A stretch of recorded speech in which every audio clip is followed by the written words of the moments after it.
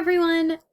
So I'm here to talk to you today about the most beneficial concept to me when learning math was the conceptual understanding.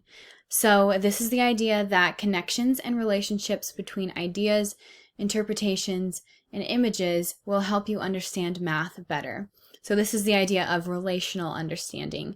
So the way you understand something in relationship to another thing that you already know about. So this is basically how something makes sense to somebody in the real world. We will use our outside connections to understand a new concept.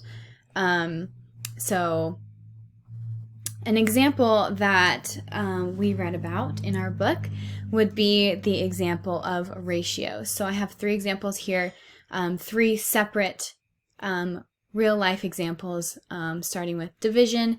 So the idea is that the ratio 3:4 is the same as 3/4, or 3 divided by 4. Another example is a scale on a map. So this would be the ratio of 1 inch for 50 miles shown on a map.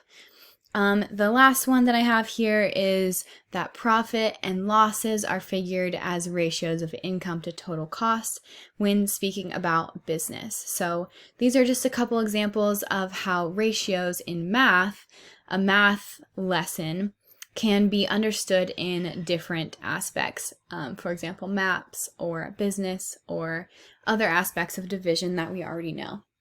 And for me, this was the most important concept when learning math, especially as we went into physics or other sciences. This was probably the most helpful. So thank you for listening. Bye.